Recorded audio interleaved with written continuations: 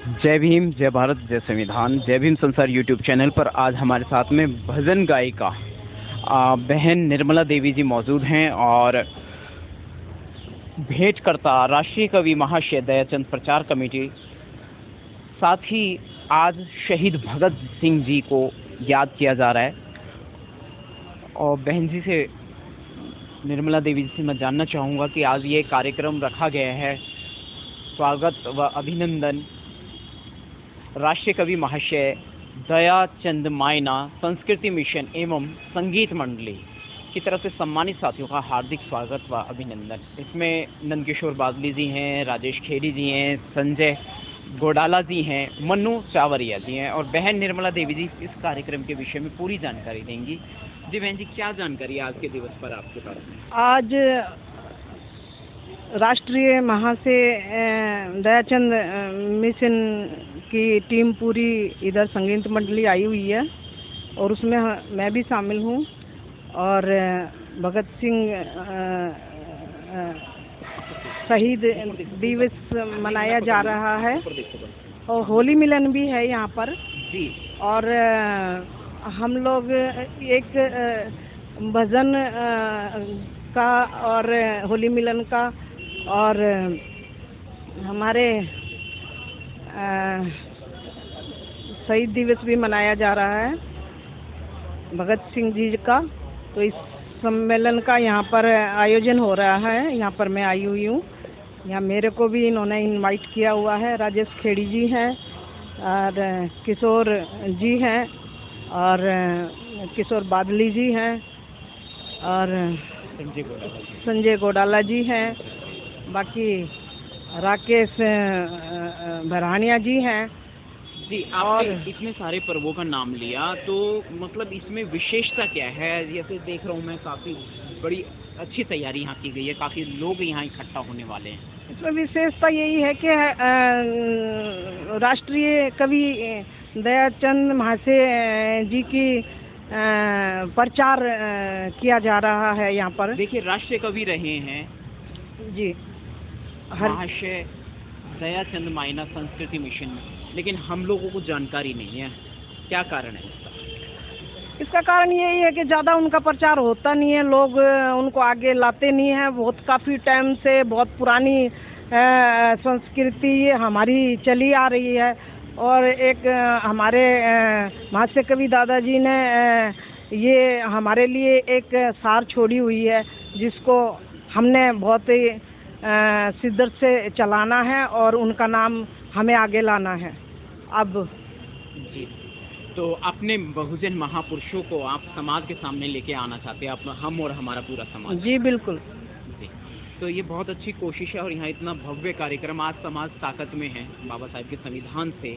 तो ऐसे में आपने कहा कि आप देखिएगा, ध्यान दीजिएगा कि होलिका हमारी बुआ थी, हमारे पूर्वजों में से एक थी, जिसकी हत्या की गई। मनुवादी लोगों ने उनको जिंदा जलाकर मार दिया गया था। तो होली का दहन दिवस वो मनाते भी हैं बड़े धूमधाम से, लेकिन ये एक्चुअल में बेइज्जती का त्यौहार है। इसमें रंग पोता जाता है, जो जिन्होंने उनकी आवाज़ को दबाने के लिए ढोल नगाड़े का इस्तेमाल किया था। और आपने कहा आज होली मिलन है, तो थोड़ा सा इस पर प्रकाश डालेंगे? देखिए, वो हमारे महापुरुष थे और जो ये एक परंपरा बहुत मनुवादियों की बनाई हुई है, जो चली हुई आई है अभी तक, उसको ये लोग बड़े चाह से मनाते हैं। वो समाज को मरी नहीं है, उसको हम हर साल जिंदा करते हैं। उसको जबरदस्ती किया, जलाया या कुछ भी किया था, तो हम ये हर साल जिंदा की जाती हैं होली माता जी। तो जानकारी का थोड़ा सा अभाव है, लेकिन जो भी है कि हमारा जो समाज है ना, भोला भाला समाज है और इसको बरगलाया गया है कई सदियों तक। और आज भी हमारा समाज जो है बहुत ज़्यादा एक्टिविटी में नहीं है। उन्हें ये तो पता है बाबा साहेब हैं, बाबा साहेब का संविधान है, जिससे हमें पूरी ताकत मिलती है अपने मौलिक अधिकारों के साथ जीवन जीने की। तो ऐसे में आज जो हम जिस स्थिति में, क्या आज से 70-80 साल पहले भी हम इस स्थिति में थे? संविधान से पहले? नहीं, संविधान से पहले तो हम बहुत ही कंडीशन हमारी ख़राब थी। बाबा साहब ने हमारे को बहुत उभारा है। और आज अगर हमारा असली भगवान है और हम अगर जिसकी पूजा करें तो बाबा साहब हैं। जी बहन जी, आप एक सामाजिक व्यक्तित्व हैं, भजन गायिका हैं, पूरे समाज में दिल्ली एनसीआर में आसपास जाती आती हैं और सारा माहौल देखती हैं। तो अपना जो समाज है दिल्ली, भारत की राजधानी दिल्ली में भी जे कॉलोनी में रहता है ज़्यादातर है, या गाँवों में भी आपने हालात देखे होंगे किस तरीके से अपना समाज रहता है। कितने % लोग हैं जो बहुत अच्छी हालात में हैं या मिडिल क्लास में काउंट होते हैं या गरीबी रेखे के नीचे हैं? नहीं, देखिए अभी तो 70% लोग तो सही कंडीशन में आ गए हैं। 70% लोग सही कंडीशन में आ गए और अभी भी 30% तो लोग हैं ही कि रूढ़िवाद में कुछ। रूढ़िवाद में तो हैं, लेकिन मेरे को लगता है कि आप यदि फोकस करें तो 70% लोग गरीबी वाली हालत में हैं और 30% जो है थोड़ी सी सामान्य हालत में हैं। बिल्कुल।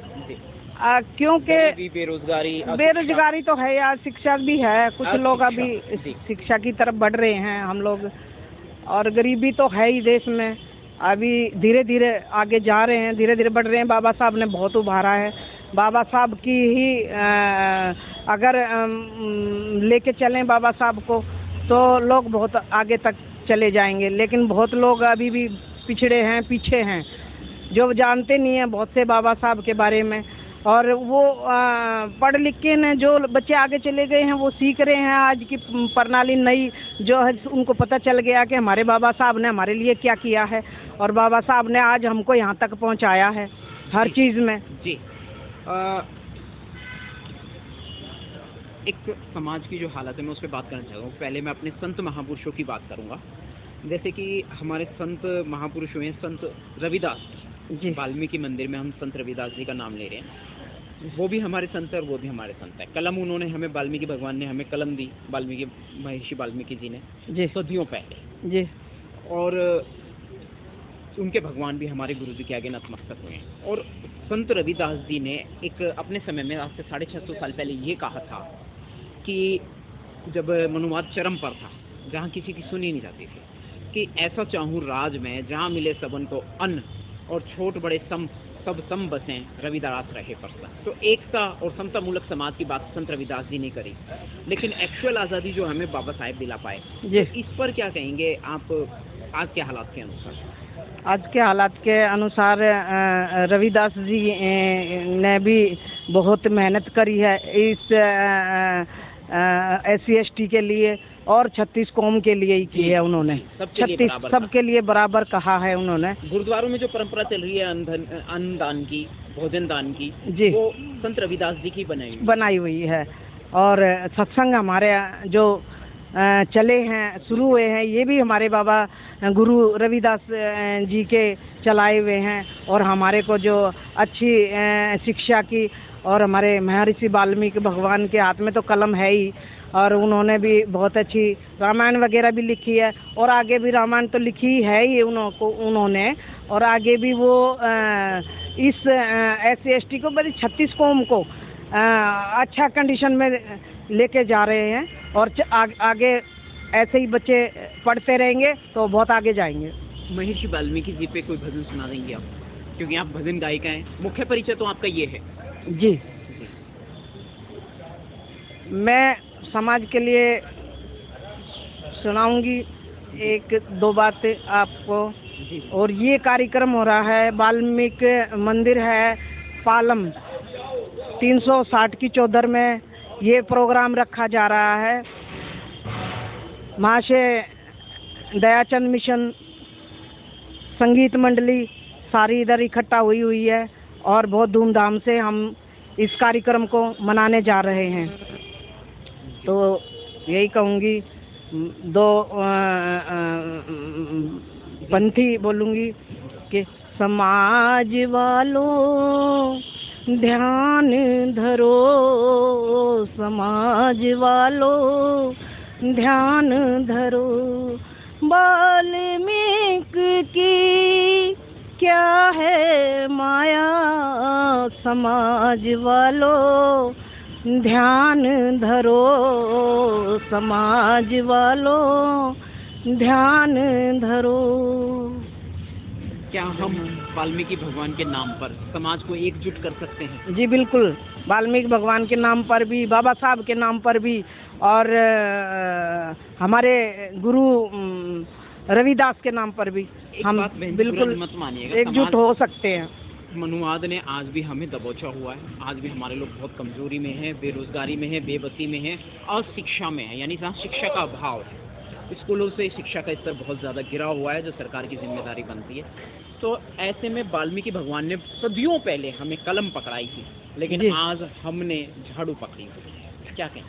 नहीं, झाड़ू तो देखिए अभी छूटती जा रही है झाड़ू। केजरीवाल जी आज तो खैर गिरफ्तार हो गए हैं, अंदर गए हुए हैं। मैं इसमें बीजेपी की तारीफ नहीं करूंगा, ना तो हमें बीजेपी सही लगती है, ना केजरीवाल जी का कोई तौर पर। नहीं, देखिए राजनीति के बारे में मुझे ज़्यादा पता नहीं है, मैं उस विषय में मैं उस पर नहीं जा रहा हूँ, लेकिन उन्होंने झाड़ू के नाम पे अपने समाज को लूट लिया।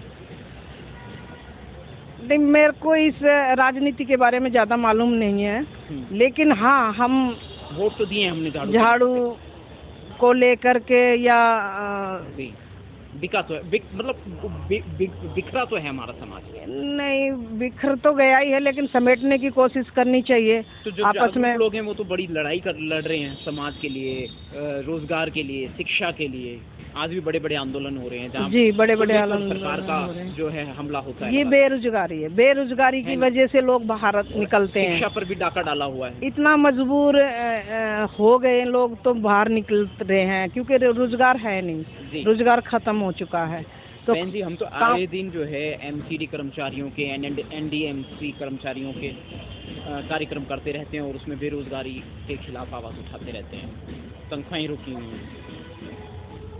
जी, बेरोजगारी तो देखो देश में है, और अभी हमारे बच्चे हैं काफ़ी पढ़ लिख के न बहुत बैठे हुए हैं, उनको रोजगार तो चाहिए ही है। तो कुल मिलाकर के जो हालात ये हैं कि बाबा साहिब के नाम पर ही हमें आज़ादी मिलती है, शिक्षा मिलती है, और संविधान के दम पर भी हम जी खा पा रहे हैं। क्या कहेंगे? जी बिल्कुल, हम बाबा साहिब के ऊपर एक भजन हो जाए, यदि कोई तैयार हो तो।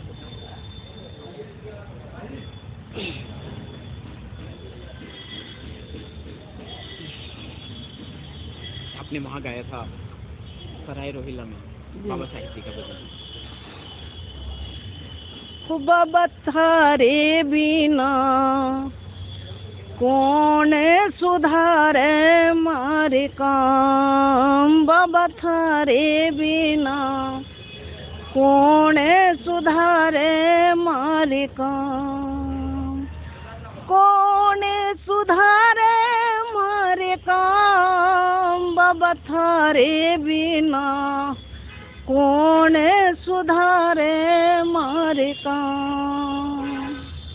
तो ये हमारे भीमराव इतने अच्छे भजन गाते हैं, इतने अच्छे, मतलब आपका ध्यान है, वो कैसे इतनी अच्छी आवाज़ है।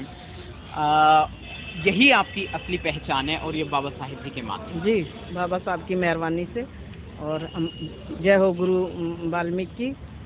और आपके चैनल का मैं बहुत बहुत स्वागत करती हूँ।